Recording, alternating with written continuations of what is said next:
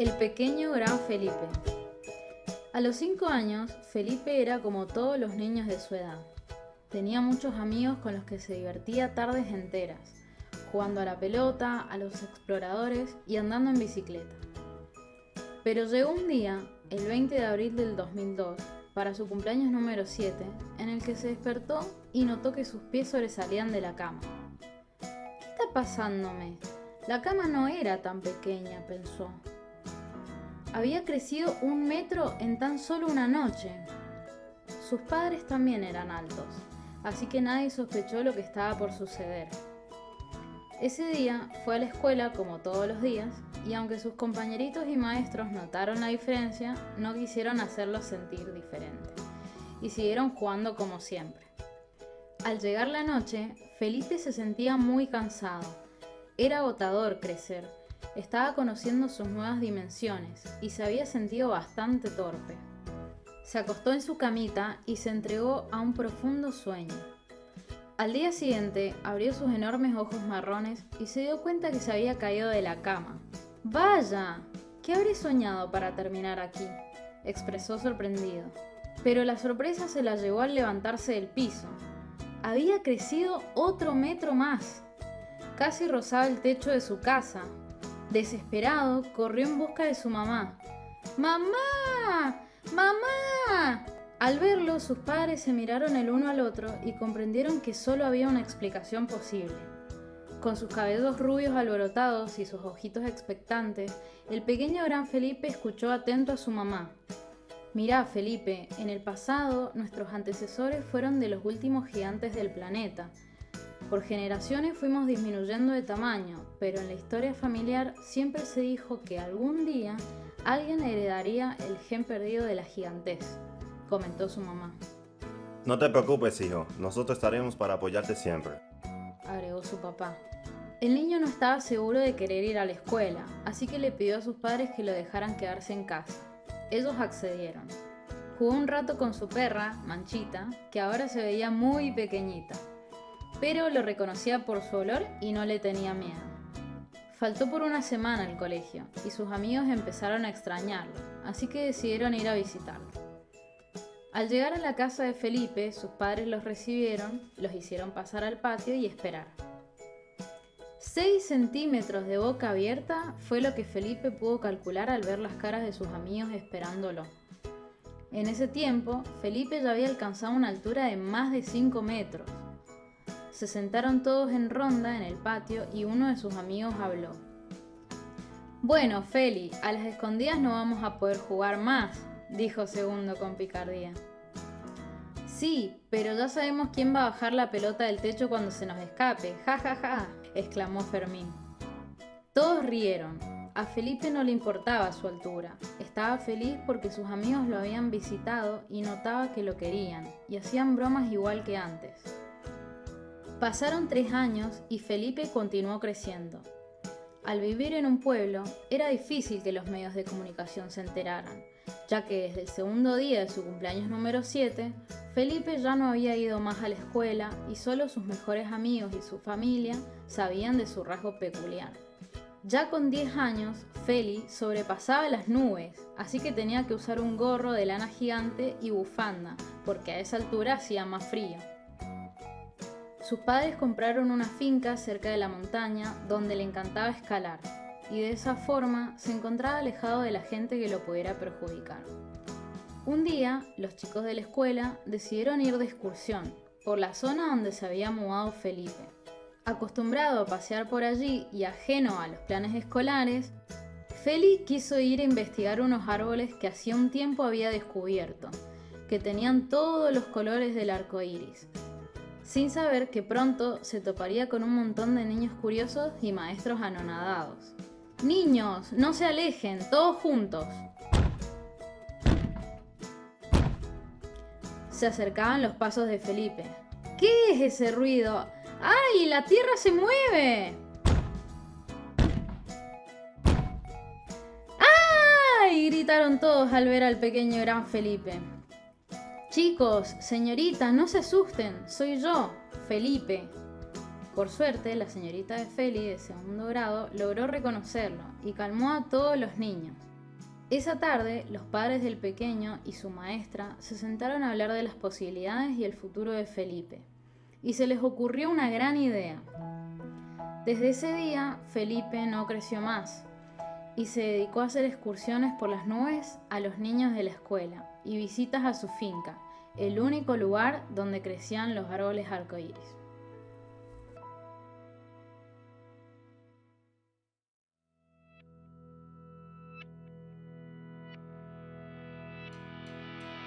Pequeño cuento.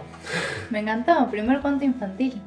Me gustó mucho. Es verdad, es nuestro primer cuento infantil en este espacio. No nuestro, no, obviamente, sino de nuestra invitada. Que en este caso nuestra invitada es... María Fátima. Perfecto, María Fátima. Edad y colegio. No. Lo digo, Bien, Fati. Bueno, a ver, claramente es un cuento para chicos que entiendo, o al menos fue lo que me pareció a mí, tiene una moraleja. Uh-huh. ¿Querés contarnos la moraleja? ¿Querés que la gente la descubra? Me gustaría saber, primero ustedes, cuál creen que es la moraleja. Y yo creo que es lo que yo interpreté como aceptar al otro y ver en las diferencias la gran ventaja que hay a nivel social, porque él, por más que era diferente, ayudó a su entorno y todos vivieron en armonía, igualmente pese a su diferencia. Uh-huh. La moraleja para mí es que... Nada, viste, siempre algún gen perdido en la familia te vuelve. Sí, ese tío que nadie quiso, vuelve en forma de sobrino, en forma de... Sí. ¿No es esa? No. Pero estuve cerca. Pero podría ser. No, a ver, no hay ni bien ni mal, cada uno tiene su propia interpretación. Pero haces no con la cabeza. No, Leandro, solo No se te entendiste ocurre. nada. Bueno, yo para este cuento me inspiré en mí misma. No por mi gigantez, pero sí porque cuando yo era chica, sí sufrí como unas diferencias, me sentí diferente durante la primaria, por ejemplo, y siempre tuve a mis papás en mi casa apoyándome. O sea, el apoyo era cuando yo llegaba a mi casa. Entonces, un poco me inspiré en eso porque en parte de la moraleja es que no importaba cómo fueras vos, ellos siempre iban a estar para apoyarte. Eso con respecto a los papás. Y algo que sí quiero aclarar, que me parece que tuvo importancia en el desenlace de la historia feliz, si no se dieron cuenta, es que los medios no tenían acceso a esa información. Es decir, que los padres un poco que lo manejaron bastante bien, porque desde el momento en el que él empezó a tener los cambios, ya lo ocultaron para que no fuera un circo. Uh-huh. Y los únicos que podían acceder a eso eran el pueblo, los amiguitos de la escuela, los maestros. Y la otra cosa que me gustaría destacar fue que la ventaja de él fue que en las alturas encontró algo que no hubiera encontrado de otra forma, que eran los árboles arcoíris, y era el paseo que le hacía hacer a los chicos de excursión en la escuela. Al final, ellos que salían de excursión para algo más simple como un campo, llegó el plus de ver los árboles arcoíris que tenían todos los colores. Y ahí nomás monetizó. todo la profesión. Claro, esos tours no eran free walking tours. Mira, somos amigos, pero... Y si nos ponemos un poco más profundos y un poco más surrealistas, a esa altura sí, vos podés llegar a tener el fenómeno de la lluvia o de la cristalización, que hace que justamente se vean el arco iris, claro. Uh-huh. Así que podría ser que el árbol tuviera algo que ver con eso. O también que a esa altura tal vez no tienen totalmente la conciencia, ya se ven afectados y entonces ven árboles de arco iris. Con el parque de oxígeno. Ah, te metió ahí se me fue ciencia pura y dura. Da, Se surrealista. Sky Bailison le decían al vago, se me fue de Pepa el gigante al cielo. A ver, claro. yo sentía que este cuento estaba súper avanzado por los efectos especiales del... Eso me encantó. Y ahora ya venimos con un análisis científico atrás. Espectacular. Cada vez mejor. Dióxido de carbono hasta alveolos en adelante. que dicen. Tomala para vos. Bien. Lo lindo de este cuento es que Felipe en ningún momento sufre bullying. También. Como vos decís, por el manejo de los padres y el apoyo y el amor que le dieron. Y de parte de esos amigos que fue como verlo y automáticamente lo positivo de eso que era diferente, que es como lo más ideal en todos los casos. Pero bueno, que muchos niños, por más que no tengan algo tan diferente como la altura de Felipe, sufren igual en los colegios. Sí. ¿Vos en tu colegio sufrías de bullying? Exacto. Y eso es lo que quise destacar en el cuento, la reacción de sus compañeros, sus maestros, como la normalización.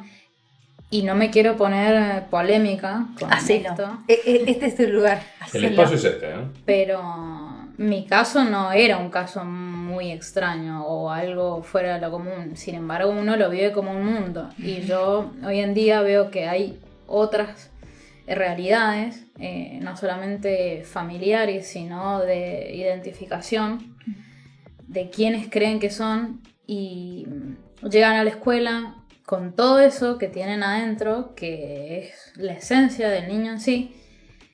Y puede llegar a pasar que si no existe la información correcta por parte de los maestros o la educación, porque esos maestros deben actualizarse, esos niños no son aceptados o son ridiculizados, porque por ejemplo viene y te dice, mira, yo no soy Felipe, yo soy Felicitas.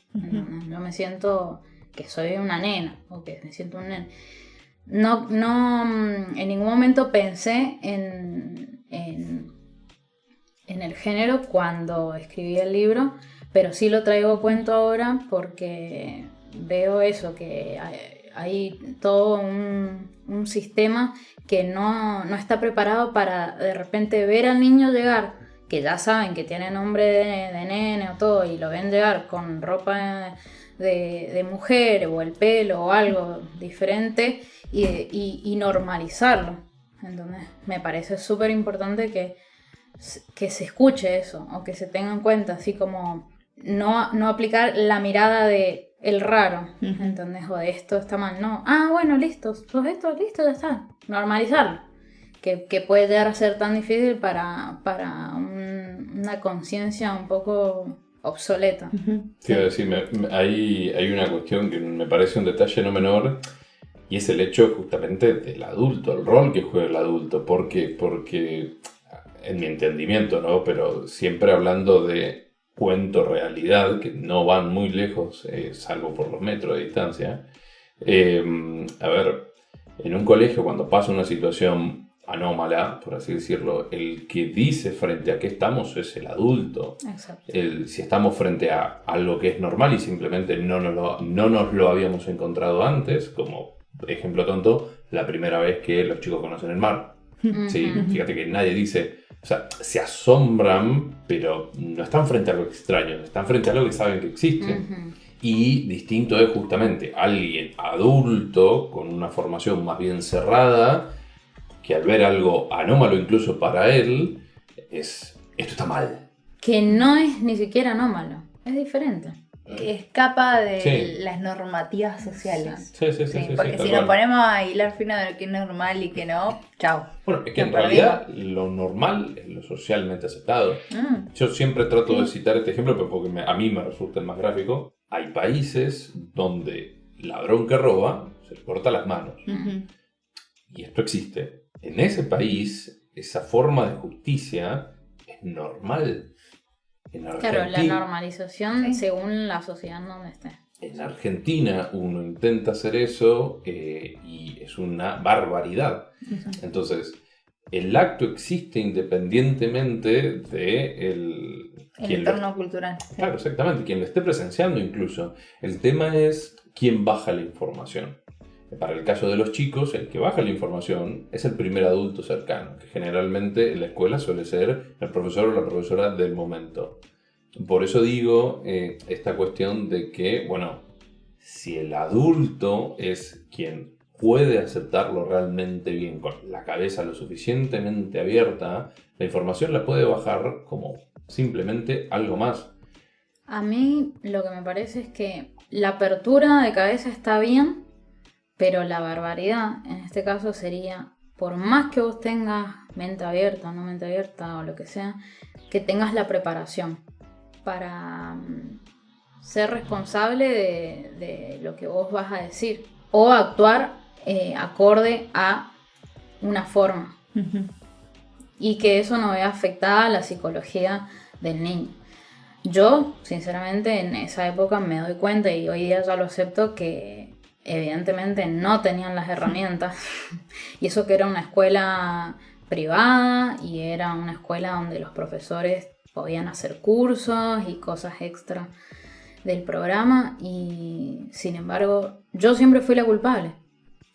O sea, en el momento de retar a alguien, porque yo era, bueno, esto lo cuento, era bastante rebelde, respondona, apenas me decían algo yo golpeaba, directamente me defendía así. Claro, ¿y quién tenía la razón? Y el otro, el golpeado. Si yo había sido la salvaje que había respondido, en lugar de encararlo de una forma como, está bien, ¿por qué el niño responde agresivamente? Claro, espero que esto no tenga ninguna consecuencia para mis padres, pero después cuando me retaban y después yo iba a mi casa, mi papá me decía, estuviste bien. le tenía que haber pegado más fuerte. A eso voy con el apodo, ¿no? Yo en mi casa tenía a mis viejos que sí, le decían sí a los profesores, sí, vamos a hablar, que no puede hacer esto. Y después yo cuando llegaba a mi casa decía, sí, esté bien. Pero, sí aclaro, por ejemplo, mi papá, para hacerme un poco sentir mejor, él me decía que esos niños que querían hacer daño o que querían lastimar o que respondían de esa forma con bullying, era porque no tenían en la casa a alguien que los amara de verdad. O que los escuchara de verdad, que no tenían lo que yo tenía. Entonces, ahí era como que yo decía, bueno, los comprendí un poquito más. Decía, bueno, les voy a tener más paciencia. Bueno, me permito hacer este comentario. Vos recién decías, justamente cuando citabas a tu papá, para hacerme sentir un poquito mejor. Yo no creo que sea el caso. ¿Qué te quiero decir con esto? Al menos que yo tenga registro, y basándome en la experiencia también de otras personas, generalmente los que más bullying hacen son los que más tratan de llamar la atención. Por eso. O sea, para mí tu viejo no era para que vos te sientas un poquito mejor. No. Tu viejo te estaba bajando la ficha tal cual era. O sea, te estaba dando la información de, mira, esto pasa porque bla, bla, bla. Dicho sea de paso. En la casa no les dan bolida. Eso me decía. ¿Sí? Los crían las empleadas domésticas. Sí, a veces ni siquiera. Ni siquiera. Yo no sé ni siquiera si al día de hoy es algo con lo cual realmente se está lidiando. Me parece que hoy es peor. ¿Por qué? Porque antes no les dan bolilla porque, por ejemplo, trabajaban de más, trabajaban más horas. Ahora están al lado y no les dan bolilla porque están mirando el celular. O sea, le dicen, mamá, mírame, y no tienen, no pueden compartir porque la persona está absorta con el teléfono. A ver. No lo he evidenciado en carne propia. En carne propia, claro. A mí la parte que me preocupa un poco, y esto lo tiro muy entre comillas porque no es mi caso, no tengo un hijo, no es lo que más me preocupa y no estoy en Argentina, pero voy a citar casos de gente amiga donde el hijo está haciendo formación doméstica. Tienen la suerte de que el padre trabaja, la madre puede estar en el hogar criándolo, cuidando la casa, que es un segundo trabajo obviamente. Y ella, una de las cosas que me contaba era, mira Lean, yo decidí sacar a mi hijo de la escuela porque un día vino con un dolor de pecho porque un compañero le pegó una patada. Y cuando hablamos con la directora, dijo, bueno, son chicos. El tema es que ese mismo chico que le había pegado una patada en el pecho, ya le había pegado veces anteriores. Y cuando fueron a hablar con la directora, la respuesta fue, son chicos. Entonces, ella lo que me dijo es, ¿cómo sería yo como madre si lo dejo en esa institución? Entonces, al día de hoy, el chico está con una formación prácticamente 100% doméstica, hablando mal y pronto, por un tema de que hay muy poca contención en algunas escuelas. Creo yo quizás, y acá voy a pecar porque es Vox Populi y lo voy a citar, pero creo yo que incluso en escuelas públicas a veces hay aún menos contención que en escuelas privadas. Yo trabajé en una escuela pública como secretaria y me traían los niños al escritorio previo a hablar con la directora y estaban media hora conmigo nada más y ya eran una sedita. Estaban totalmente tranquilos, me habían podido contar todo lo que les molestaba, lo que les preocupaba. Nada más necesitaban a alguien que los escuchara. Bueno, pero vos hiciste escucha activa. Sí. Cuando vos haces escucha activa, del otro lado la persona se abre. Sí. Incluso entre adultos muchas veces no hay escucha activa. Pero sería interesante saber o poder identificar en qué momento perdemos la escucha activa. Porque como niños todo el tiempo estamos escuchando. ¿O no? Bueno, los adultos muchas veces hablan de cosas adelante de los niños Escuchan todo. y escuchamos todo. Sí. O sea, ¿en qué momento perdemos esa capacidad de estar presentes y escuchar todo? ¿Es cuando nos volvemos adultos funcionales del sistema que tenemos que trabajar y nuestra cabeza está en cualquier otro lado? O sea, ¿en qué Yo momento diría perdemos que es una forma de evadirse. Porque un adulto que no hace una escucha activa es que no quiere salirse de su monólogo, porque incluso puede llegar a ser peligroso aceptar que otro tiene razón. Y ahí está cuando tenés que ceder en el ego. Yo lo hago constantemente. Y es muy... ¿Evadirse? No. Ceder. Y viene algo interesante que también tiene que ver con el cuento. Como nuestra infancia o cómo esa etapa de la vida puede llegar a marcar quién somos más adelante. Que no todos van a reaccionar de la misma forma, porque puedes tener exactamente la misma persona que sufrió el mismo bullying, todo, y tal vez se vuelve una persona, no sé, adicta o con alguna conducta más autodestructiva. Y sin embargo, yo luego de esa experiencia me volví súper interpretativa de las reacciones de las personas. Entonces como que me resultaba muy fácil leer la intención de la persona y reaccionar en consecuencia. Y yo es el día de hoy que digo, esto fue una consecuencia del bullying ese que recibí en la escuela, porque yo lo único que quería era ver cómo dar vuelta a la situación a mi favor. Y es el día de hoy que yo doy la vuelta a la situación a mi favor. La mayoría de las veces cuando me encuentro con uno como el de tu trabajo, principal, lo primero que le digo, tenés razón, porque me doy cuenta que esa persona es lo que quiere escuchar.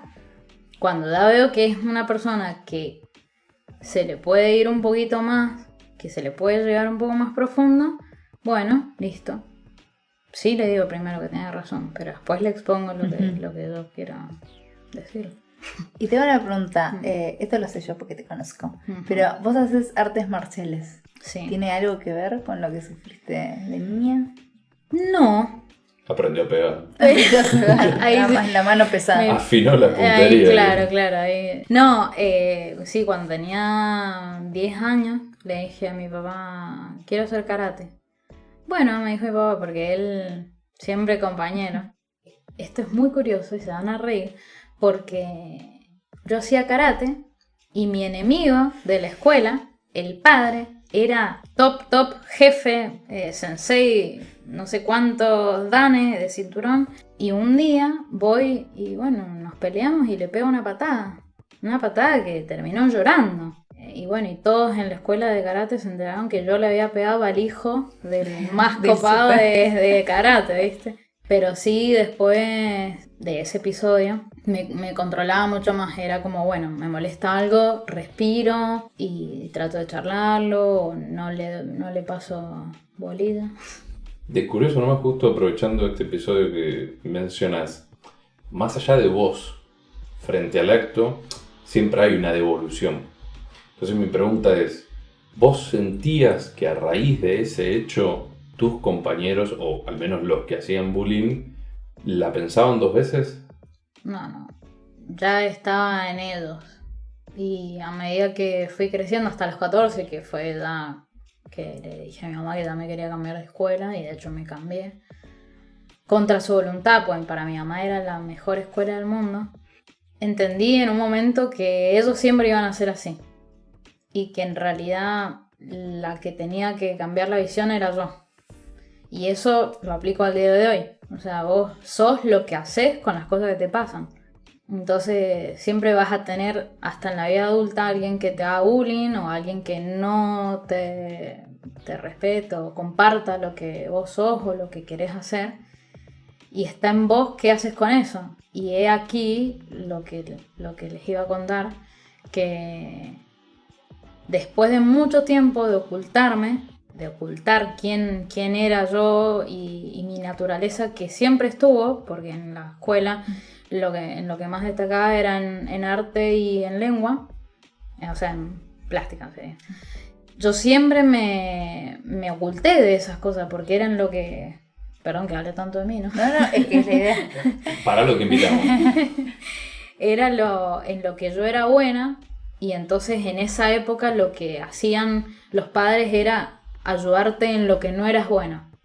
Entonces mejorar esas otras cosas en lugar de fomentar en las que ya eras bueno. Y yo en el intento ese de conformar a otros, que cuando uno es niño, ¿quiénes son? Tus referentes, tus padres, los que te dicen qué es lo que tenés que hacer y qué es lo que está bien. Yo dejé de lado toda esa parte. Yo dejé la literatura, el arte, y me puse como, bueno, más a lo que hay que hacer. Vamos con la matemática, vamos con la física, vamos con la química, dale, metele. Y así fue que primero elegí una carrera de arte que terminé renunciando, y después elegí medicina, que era todo lo que estaba bien. ¿Entendés? Era todo lo que se esperaba de mí. Y hoy en día me animo a decir, bueno, me escucho un poco más. Si siempre me gustó escribir o las historias o inventar o la imaginación, que tanto me lo cortaron que claro, me volví como un robot, ¿viste? Entonces en el último tiempo me empecé a escuchar un poco más y decir, bueno, me doy permiso para escribir, para hacer, para manifestar la persona que soy, que tanto tiempo le estuve como coartando, ¿no? Ahora, ¿escribís? ¿Pintás también? Uh-huh. Con el tema de la pintura estoy un poquito más restringida. Y acá tengo al testigo. Al padre del cuento. El padre del gigante. Una característica que tengo es que soy muy impaciente. Entonces empiezo con algo y ahí nomás quiero verlo terminado, y como no tengo tiempo, no encuentro el tiempo para terminarlo, lo dejo y empiezo con algo nuevo y así. En cambio, los cuentos, por ejemplo, son una cosa que me viene así, una iluminación, le escribo y ya está, lo vi terminado. Bien. Así que ahora lo que hago con lo de arte y pintar es eso, dibujar y dejarlo. Así, dibujar y dejarlo y así. Mira, yo tenía un problema siempre con los cuentos, y era que como justamente me gusta ver las cosas resueltas rápido, hacía cuentos o historias muy cortitas. Uh-huh. Y empecé un taller de escritura, uh-huh. Y gracias a ese taller, claro, mis primeras historias son súper cortitas y después de a poco las fui ampliando cada vez más, porque me permití darme el tiempo de entender que lo que estaba escribiendo era un proceso de creación. Exacto. Y tiene sus momentos de esto, ¿no? Iluminación, que escribís y no parás, y otros momentos que te llega hasta ahí la inspiración y no hay que poner un punto final. Es como, bueno, llegué hasta acá, pero tuve que aprender, y gracias al taller, porque si no también me sentía que hacía las cosas mal si no terminaba en el mismo momento que arrancaba. Exacto. Pero también es una cuestión de escucharse internamente y decir, bueno, estos son tiempos, no los tiempos propios, porque nosotras vamos a querer hacer todo rápido siempre, sí. Son los tiempos del cuento, que es como otra entidad, que es algo que está Exacto. adentro de nosotros, pero que sale para ser real. Así que es otra cosa y tiene otros tiempos. Qué bonito. Sí, yo le digo lo mismo al padre del cuento. Al padre del cuento. Para los que no nos pueden ver, está sintiendo con la cabeza. Que estoy sonriendo. ¿Por qué? Porque ya nos hemos mudado 3 veces y a todos lados yo llevo el atril. Y el atril igual. Tengo otros cuadros más chiquititos, pero el cuadro es el que no termino y es grande, ¿viste? Entonces, y yo le explico, lo que pasa es que me dice, bueno, en esta casa espero que pinté. Ya llevaba el atril para todos lados. ¿Pero vos te crees que la pared se pinta sola? Y bueno, yo le digo, es que es un proceso. Y de hecho lo veo y digo, ay, me encanta. Y ya le veo una cosa por acá y otra cosa por allá. Pero en la culminación del proceso me pregunto, ¿quiero que termine? Quiero terminarlo, estoy preparada para ver esto que salió de adentro mío terminado. Está todo lo que yo quiero que tenga ese cuadro ya primero en mi mente y después expresado físicamente. Y después la peor de todo, que es lo que me estoy preguntando desde hace rato con esto de pintar. Cuando sale algo de adentro tuyo, es como tu bebé. Y yo siempre me pregunto, ¿cómo es el tema de vender algo? Pues yo digo, bueno, ¿querés vender un bebé? No. Me quedé con lo de escucha activa. Yo dije, a ver, tenés las dos formas. Vos pintás para vender algo o pintás algo para vos. ¿Entendés? Entonces ahí es que yo tengo esta dualidad o debate interno que en este momento no me vendría para nada mal vender un cuadrito.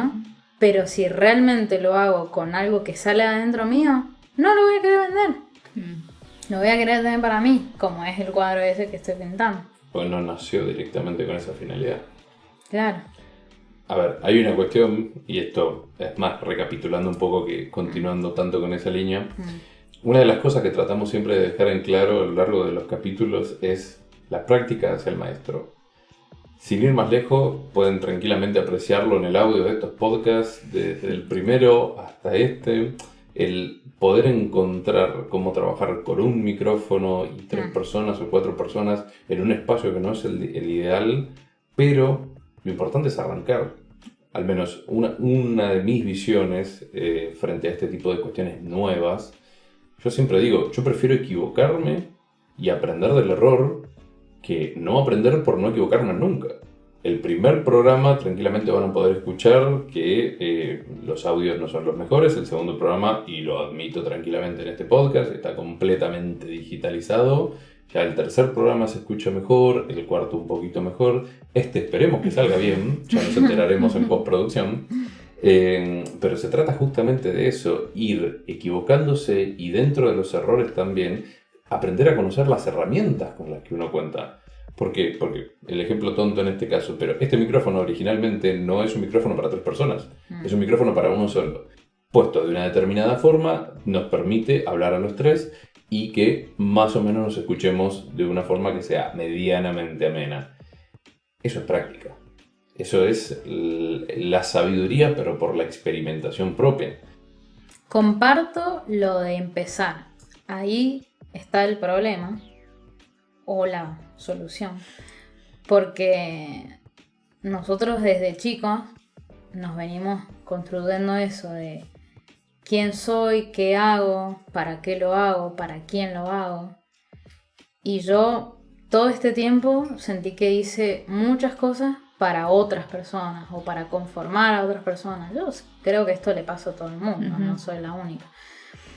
Por eso es interesante decir, bueno, no una corta edad, pero al menos me di cuenta a tiempo que lo importante era eso, arrancar y no estar pensando si una persona o a cualquiera de tu familia o tus amigos te va a juzgar, sino simplemente vos ser vos y hacerlo y que no te dé miedo mostrar quién sos.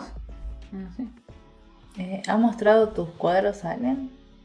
Es que no están terminados. Pero los que viven conmigo han visto algunas cosas. También tengo algunos en Argentina, ¿no? Pero sí me ha pasado de personas que hayan visto algo así al pasar o el proceso y han dicho, ¡ay, pintás! ¡Qué bien! No sabía, pintás re bien. Y vos ahí decís, bueno, no me importa. Porque lo voy a hacer igual, me digan que está bueno o no. Pero sí, eso quiero destacar, que está bueno hacer las cosas, empezarlas y seguirlas sin importar los recursos que tengas. Porque es toda otra cosa que quiero decir, que es gracioso que a veces las situaciones están en tu cabeza. Es como que vos pasaste una vida entera en tu cabeza. Ujú. Y decís, ay, voy a escribir. Ay, qué bueno, cuando tenga tiempo voy a pintar. Ay, que cuando tenga tiempo voy a ordenar la casa y cosas así.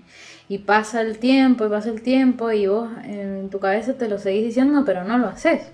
Y entonces es interesante poner una meta y decir, hoy lo hago. Hoy es el primer día de esta nueva persona. Que no es nueva, ya estuvo ahí, pero la estás estafando. Pero es construirla. Sí. Fati, ¿algo que quieras añadir, acotar, agregar? No, agradecerle, por supuesto, por este espacio. Me siento una famosa. Gracias, la verdad. Y no pensé que iba a hablar de las cosas que hablé y no pensé que el cuento tuviera tanta conexión con lo que estuvimos reflexionando. Salió improvisadamente, debo admitirlo. Pero gracias por el espacio y por escucharme y ojalá lo repitamos. Sí, Con Se otro repita. cuento. se repita. Bueno, esto es y ha sido Encuentarnos. un espacio para novelas cortas, cuentos, poemas. Y todo lo que quiera traer el invitado, incluso pinturas. Y se las describimos por el podcast. Así será. Muchas gracias por escucharnos. Nos vemos en el próximo programa.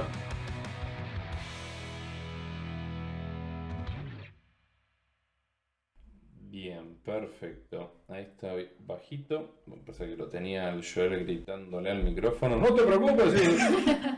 Queda tranquilo, guacho.